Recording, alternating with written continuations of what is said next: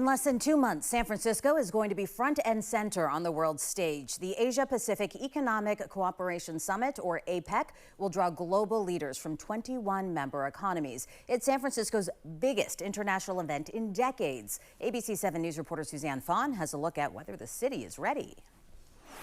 Top political and business leaders from around the globe are expected to attend APEC. They'll be staying at our local hotels and dining at our local restaurants. San Francisco, get ready to wow world leaders from 21 Pacific Rim regions.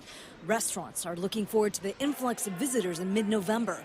City leaders say San Francisco is the right place for APEC, the Asia-Pacific Economic Cooperation Summit. Are we ready? Yes, I think we're ready. I think San Francisco is a great place to hold APEC with our large Asian population. As many as 30,000 visitors are expected, including 24 heads of state, 1,000 CEOs, and hundreds of foreign journalists. At bus shelters all over the city, digital signs announce that APEC is coming. The Global Trade Summit means big exposure and big bucks for SF. I've heard the number of $50 million of direct economic impact to the city. Clifton Clark is the area GM for Marriott Hotels and the GM of the St. Francis Hotel.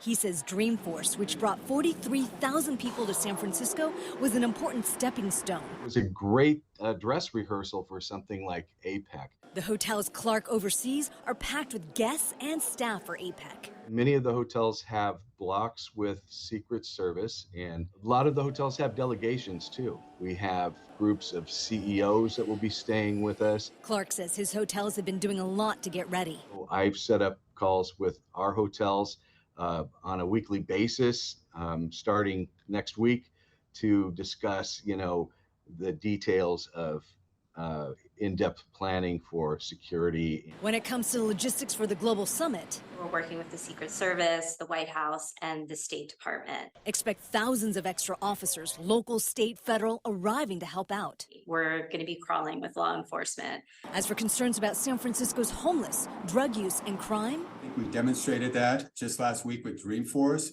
We know how to produce an amazing show here, definitely in Moscone Center and definitely within the city of San Francisco. The mayor has a $10 million budget set aside to help pay for overtime for police and city employees. The city has a goal of raising $20 million additional dollars for APEC. It's raised more than $12 million so far, but the city's getting more help every day from private donors like Sutter Health.